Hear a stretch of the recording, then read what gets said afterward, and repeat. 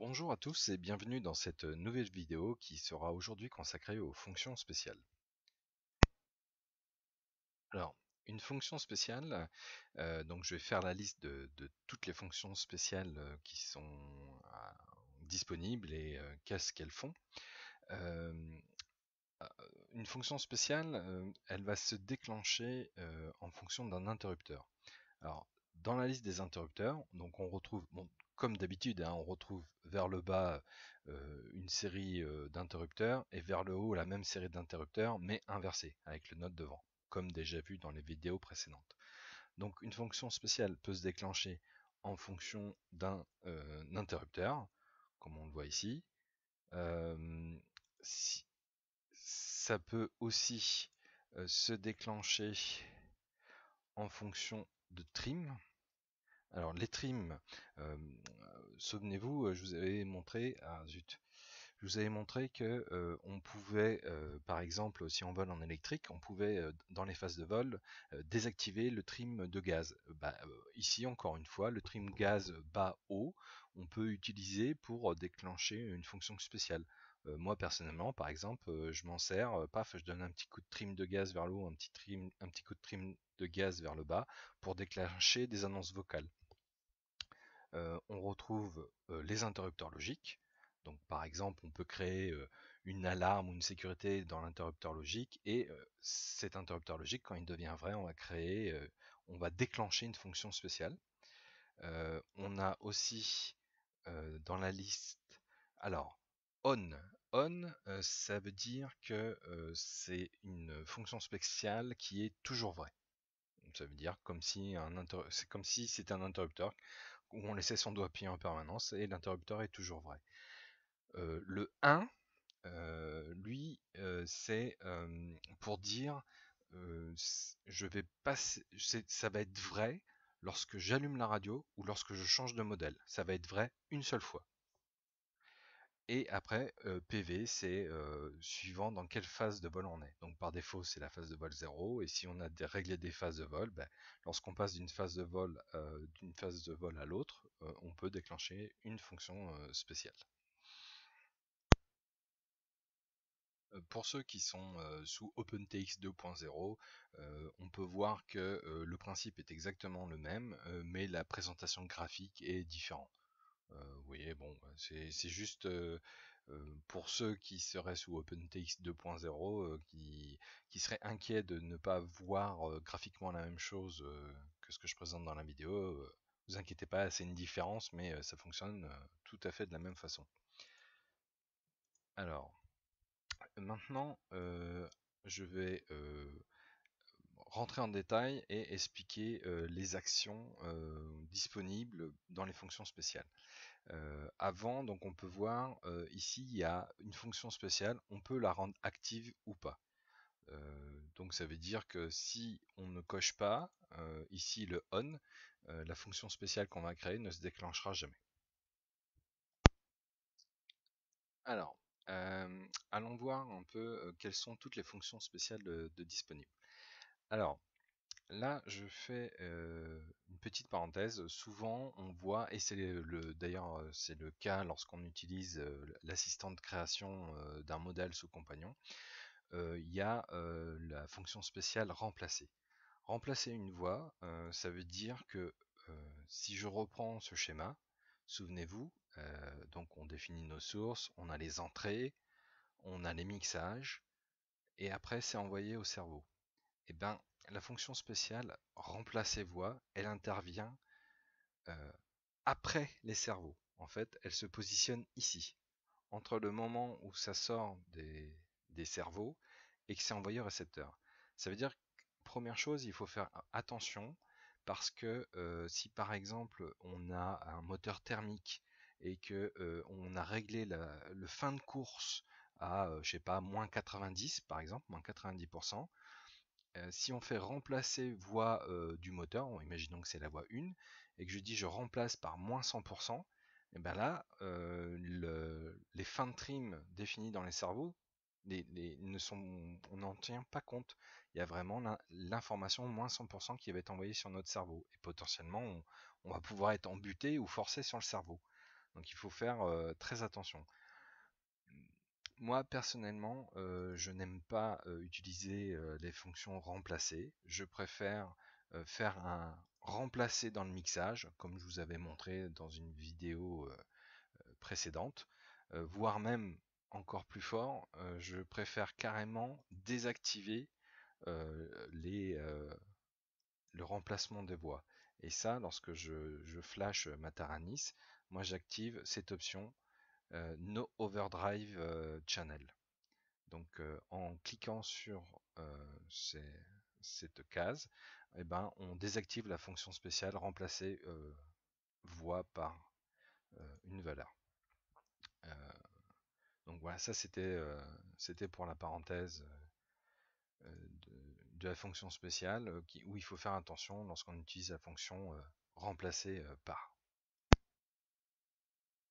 Donc maintenant que je vous ai mis en garde avec cette fonction, voyons quelles sont les autres fonctions spéciales disponibles.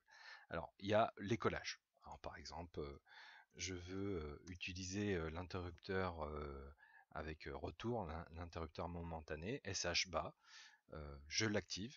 Donc là, bah, quand j'appuie sur l'interrupteur, ma Taranis va se mettre en mode décollage et va prendre les informations qui viennent de la prise décollage. On peut faire de l'écollage que de la direction, que de la profondeur, que des gaz ou que des élans. La fonction spéciale trim instantané. Lorsqu'on vole avec un modèle pour la première fois et qu'on a besoin de le trimer, plutôt que donner plein de coups de trim dans tous les sens, on peut se mettre en vol, enfin, j'allais dire stationnaire, mais disons en vol où on veut trimer son modèle. Et là, en donnant un petit coup sur l'interrupteur SH, tel que c'est configuré à l'écran, la position des manches vont devenir des sous-trims, vont devenir des trims. Alors il faut faire très attention avec cette fonction parce que si on a les manches dans les coins et qu'on la déclenche, eh ben, du coup on va avoir des trims à fond dans un sens, donc on peut vite perdre le contrôle du modèle. Donc il faut faire très attention avec cette fonction spéciale. Concrètement, on doit mettre son modèle à plat, on donne un petit coup et hop on lâche les manches. Et là le modèle il doit continuer à filer à plat puisque les trims ont été transférés. Donc typiquement, ça, ben, on peut la désactiver après pour éviter une mauvaise manipulation. Alors, par expérience, ça a l'air sympa sur le papier, mais moi j'avoue que je l'utilise pas parce que je trouve ça trop dangereux et pas si bien que ça. Jouer son. Donc le jouer son, on va pouvoir jouer un son. Donc ça c'est tous les sons qui sont disponibles par défaut dans OpenTX. Alors, tout de suite, il y a jouer son qui correspond au son par défaut et il y a jouer fichier. Donc là, le jouer fichier, c'est toutes les annonces que l'on peut créer, toutes les annonces euh, personnelles qu'on peut créer sur cette Aranis. Donc typiquement, par exemple, si je vais sur ma carte SD, donc voilà, on a le répertoire sound et à l'intérieur du répertoire sound, bon, ben, français. Et là, ça, c'est la liste de toutes les annonces personnelles qui sont disponibles avec la fonction jouer fichier. Si on dit jouer son, à ce moment-là, c'est les sons qui sont générés par défaut. Alors, ils sont pas là, autant pour moi. Ils sont là aussi. Non, c'est des sons qui sont générés directement par la radio, des sons de base. Donc attention, il y a jouer son et jouer fichier qui n'est pas la même chose. Euh, Après, il y a la fonction spéciale. Ah non, pardon. Alors, jouer son, donc on peut choisir un son. Et ici, on peut, alors, soit pas de répétition, ça veut dire que dès que l'interrupteur devient vrai, c'est lu une fois et c'est tout. Ici, ça peut être lu une fois, mais pas la mise en route de la radio, ou lorsqu'on change de modèle. Ça, c'est par exemple pour éviter d'avoir une alerte vocale qui vous dit que la batterie de votre modèle est faible. Bah, vous pouvez filtrer en disant bon, bah, la première fois que l'alarme se déclenche, tu me déclenches pas cette fonction spéciale, tu ne fais pas le son. Et puis après, on peut faire, si c'est par exemple pour une alarme, on peut faire que ce jouer son ou jouer fichier soit répété tous les secondes, tous les 2 secondes, 3 secondes, etc. jusqu'à toutes les minutes.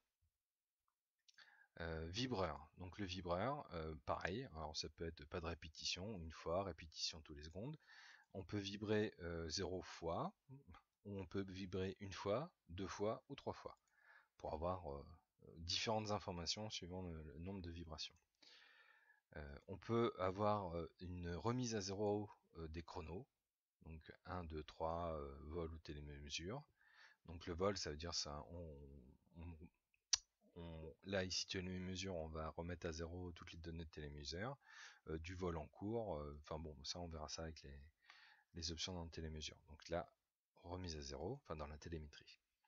On peut définir un chrono, c'est-à-dire on peut faire que le chronomètre se remette à une valeur prédéfinie. On peut activer un vario. Donc pour ceux qui se posent la question en disant ah j'ai mis un vario dans mon modèle, il est bien reconnu dans ma télémétrie mais j'ai pas le bip. Bah, c'est dans la fonction spéciale qu'il faut l'activer. On peut donc jouer le fichier, on l'a déjà vu. Lire une valeur, alors ça c'est formidable. Quasiment tout ce qui est disponible dans la radio, y compris toute la télémétrie, on peut lire sa valeur. Là, je vais vous montrer par exemple sur mon T-Rex. Dans les fonctions spéciales. Donc là, il va dans la liste. Attendez. Tac, tac, tac. Lire valeur. Donc il y a les manches, les interrupteurs. Et il y a aussi voilà, toutes les données de télémétrie. Donc la tension de la batterie actuelle, la tension la plus basse qu'il y a eu sur la batterie, la plus grande, le niveau de carburant, etc. etc. Lire une valeur, ça c'est vraiment quelque chose qui est très fort sur la Tarani, c'est là, sur ce point-là, OpenTX offre beaucoup plus de possibilités que les radios les plus haut de gamme dans les autres marques. Après, dans les autres fonctions spéciales, on peut exécuter un script pour ceux qui font du Lua. On peut log SD. Alors, on peut déclencher l'enregistrement des logs. Alors ça c'est très important, souvent, si ça vous est déjà arrivé en disant bon ben j'ai eu un problème avec un modèle, je sais pas ce qui s'est passé, et sur le forum ils vont dire ah ben est-ce que tu as mis en route tes logs? Ben, les logs, c'est ici qu'on les met en route, dans les fonctions spéciales. Donc en fonction d'un interrupteur, moi souvent je l'associe avec l'interrupteur logique qui correspond à ma sécurité moteur. Donc en gros je log que quand le moteur tourne. Et ici c'est le taux de rafraîchissement. Donc ça veut dire je vais enregistrer une nouvelle valeur tous les centièmes de seconde, tous les 2 centièmes de seconde. Ouais, 0,1, 0,2 ça suffit. Bon, c'est parce que en général les capteurs n'ont pas un taux de rafraîchissement très élevé. Concrètement, ça donne quoi? Je peux vous montrer, je dois en avoir. Quand on log, alors hop, ici, je dois avoir des logs dans ma radio. Alors, tac, ici, Taranis. Donc par exemple, encore une fois, mon vol du T-Rex. Donc là, c'est toutes les données de télémétrie qui ont été enregistrées. Donc là, on voit, alors, je prends sur ma première session. Donc là, en FAS, ça correspond à la tension de la batterie. Donc on voit que elle se décharge au fur et à mesure. J'ai mon carburant, donc j'étais à 100% et je me suis arrêté quand il y a plus de 30% de capacité dans ma lipo. On peut voir la vitesse d'accélération, la vertical speed, donc vitesse verticale, l'altitude à laquelle je suis allé. Bon, vous voyez, je débute en hélico, hein, je bouge pas encore beaucoup. La vitesse de rotation des pales. Bon, ça dépend évidemment des capteurs que vous avez d'installer, mais celui-là, il est toujours logué en permanence. Il correspond à la qualité de réception. Donc le RSSI, en général, quand il commence à descendre autour de 45 dB, là on commence à être un peu en limite de portée. Donc là, ça par contre, si vous avez des problèmes des top radios, là c'est vraiment une valeur qui est très très intéressante à étudier pour voir si on n'a pas un problème d'orientation des antennes. après il y a la tension de la batterie. Bon bah là, comme je suis derrière un PEC, j'ai toujours 5 volts 3 en permanence sur mon récepteur, la consommation, et on a tous les manches. D'ailleurs, moi, ça m'est arrivé une fois en croyant que j'avais eu un problème, et en regardant les logs, bah, je me suis rendu compte que non, j'avais planté mon avion tout simplement parce que j'avais donné un trop gros coup de profondeur, et j'ai fait un décrochage dynamique, et j'ai planté mon avion. Donc là, on peut pas dire oh, c'est la faute à la radio. Si vous avez activé les logs, vous analysez et vous verrez. Donc voilà, donc ça, le log sur la carte SD, c'est quelque chose qu'il faut absolument activer pour tous vos modèles. Après, il y a le volume. Donc bah, souvent, on utilise par exemple le potentiomètre S1 qui est ici. Attendez, où est-ce qu'il est parti? Ah non, oui, moi il va pas être disponible parce que je l'ai mis dans les. Bon, bah, c'est parce que sur OpenTX 2.1, on peut avoir aussi des fonctions globales. Donc j'ai double-cliqué sur paramètres généraux, où là j'ai des fonctions globales, c'est-à-dire des fonctions qui sont les mêmes quel que soit le modèle qui est chargé. Et donc en l'occurrence, ici, pardon, pas celui-là, sur celui-là, dans fonction globale, j'ai dit c'est actif en permanence, je contrôle le volume avec mon potentiomètre, le S1, et ça c'est actif. Donc du coup, je peux contrôler le volume de ma radio avec le petit potard S1. Et ce, quel que soit le modèle qui est chargé.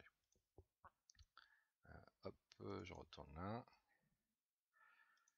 Donc volume, ah oui pardon, c'est donc en l'occurrence, on met toujours on, et le paramètre, on choisit la variation de volume en fonction de ben voilà, de S1 ou S2 ou autre. C'est vous qui choisissez. Et hop, c'est actif en permanence. Après, on peut aussi régler le rétroéclairage. On peut faire une capture d'écran de notre écran. On peut lancer une musique de fond. On peut faire la pause de la musique de fond. Après, ici, on peut ajuster les variables globales. Alors ça, c'est assez sympa parce que, par exemple, vous pouvez en vol, donc je sais pas, vous avez fait une compensation à la profondeur sur votre planeur. Quand vous activez le mode butterfly ou croco, vous avez besoin de compenser à la profondeur pour pas que l'avion monte ou descende. Quand vous êtes en vol, bah, avec certaines radios, c'est un peu pénible parce qu'en fait, on fait un réglage, on fait l'essai, ça va pas, je me pose, je change le réglage, hop, je remets le planeur en l'air, et ainsi de suite. Bah, ici, vous pouvez, si vous avez fait, comme montré dans les vidéos précédentes, vous avez fait votre compensation en fonction d'une variable globale, et ben vous pouvez ajuster la variable globale en fonction d'une source. Donc ça peut être en fonction d'un trim, ça peut être en fonction d'un potentiomètre, ça peut être en fonction d'une autre variable globale, ou alors on peut incrémenter ou décrémenter la valeur de plus ou moins de, de cette variable globale, donc là en l'occurrence VG1, en fonction de l'interrupteur ici. Donc là on retrouve toutes nos variables globales, et on peut aussi définir les failsafe du module interne ou du module externe en fonction d'un interrupteur. Et bien voilà, j'ai fait le tour des fonctions spéciales. Alors, bah, je peux vous montrer, par exemple, sur un de mes modèles, quelles sont les fonctions spéciales que j'ai fait. Donc là, bah, sur mon super Sukhoi, j'ai créé des interrupteurs logiques. Bon, ben ça, c'était un exemple que je vous avais déjà donné. En fonction, là, ici, avec L1 et L2, je crée une sécurité moteur qui n'est active que quand, donc là, S21, S21, ça correspond, là, en l'occurrence, j'ai remplacé mon potentiomètre S2 par un potentiomètre à 6 positions. Donc quand on fait la calibration, à ce moment-là, on va avoir 6 nouveaux boutons, S2.1, S2.2, S2.3, etc. jusqu'à S2.6. Donc moi, pour éviter de heurter un interrupteur par inadvertance, j'utilise cet interrupteur 6 positions pour faire ma sécurité moteur. Donc ça c'était déjà vu. Là, ici, bah, j'ai mon L5, il va être vrai à chaque fois que, donc là c'est le delta, souvenez-vous, dans les interrupteurs logiques, à chaque fois que mon fuel, donc mon réservoir, a changé de 20%. Donc à chaque fois, tous les 20%, paf, L5 va devenir vrai un petit coup. Et là j'ai rajouté et L6. Donc L6 il est vrai quand c'est L5 qui est vrai, ou que je donne un petit coup de trim gaz vers le bas. Donc là, L6, je l'utilise dans mes fonctions spéciales, ici. Je joue un fichier qui me dit, attention, la consommation, voilà, pardon, fuel consommation, la consommation est, et hop, en même temps, après, il y a la fonction spéciale 14 qui va lire la valeur de mon paramètre de télémétrie fuel, donc consommation. Donc là, voilà, utilisation, annonce vocale de compétition. Après, ici, L8, L9, L10, bah, quand ma consommation est égale à 35%, bon, ceci dit, d'ailleurs, je devrais mettre à peu près 35%, ce serait mieux. Ou que L9, quand ma consommation est à peu près à 30%, à ce moment-là, j'ai mon L10 qui va devenir vrai. Alors, je recommence. L8 est vrai quand ma consommation est à peu près 35%. L9 est vrai quand ma consommation est à peu près à 30%. Et L10 est vrai quand L8 ou L9 sont vrais. Et ben j'utilise comment? Ben voilà. L8, je vais déclencher un fichier son qui dit attention. Donc ça va être un warning. Attention, carburant faible. Et en même temps, L10 va être vrai, puisqu'il y a un OU. Donc L10 va être vrai. Et en même temps, je fais une vibration. Donc comme ça, j'ai une information physique tactile et en même temps une information audio. Ça c'est juste au cas où j'aurais pour une raison X ou Y mis le volume à 0 ou que j'ai un problème de carte SD et que du coup comme elle est plus reconnue, la Taranis est incapable de lire le son, bah, au moins j'ai une information de vibration. L9, donc ma consommation diminue, il me reste plus que 30% dans mon réservoir, donc L9 est vrai, et L10 aussi, puisque L10 est vrai quand il y a L8 ou L9, et ben, L9 va me déclencher un fichier qui me dit attention carburant critique, et L10 va lire la valeur, et L10 va générer une vibration. Après ici, bon, ça on verra ça quand je vous ferai la vidéo sur la télémétrie. Qu'est-ce que j'ai d'autre? Ah oui, fonction spéciale par exemple. Bah, donc j'ai du triple rate. En fonction de la position de mon interrupteur SD, je vais dire petit débattement, moyen débattement, grand débattement. Voilà. Donc, et puis ici, évidemment, j'ai toujours mon log. Donc quand ma sécurité moteur est désactivée, c'est-à-dire que le moteur tourne, eh ben, hop, je mets en route mon log. Donc voilà un exemple concret sur un modèle de l'interaction qu'il y a entre les interrupteurs logiques, les fonctions spéciales, et ou l'utilisation aussi en direct de la fonction spéciale pardon, l'utilisation de fonctions spéciales avec des interrupteurs. Parce que là j'utilise des interrupteurs, là j'utilise un trim, ici j'utilise des interrupteurs logiques, et ici j'ai cette opération, cette fichier qui va être lu une fois. Oui, d'ailleurs, c'est un que je devrais mettre. Ça revient au même puisqu'il n'y a pas de répétition. Donc que je fasse une fois jouer le fichier ou allumer le fichier, lire en permanence le fichier, mais tu le répètes pas, tu le lis qu'une fois, c'est la même chose. Donc, mais un, c'est mieux. Voilà. Et bien c'est tout pour cette fois-ci. J'espère que les fonctions spéciales n'ont plus aucun secret pour vous. Et je vous remercie pour votre fidélité. Et je vous remercie par avance de cliquer sur le petit pouce si vous avez aimé cette vidéo. Et n'hésitez pas aussi à faire des commentaires, voire des encouragements, ça fait plaisir et c'est motivant. Et puis si vous trouvez qu'il y a des choses qui ne sont pas claires dans mes vidéos, pareil, n'hésitez pas à poster des messages et j'essaierai de faire mieux la fois d'après. Merci, à bientôt.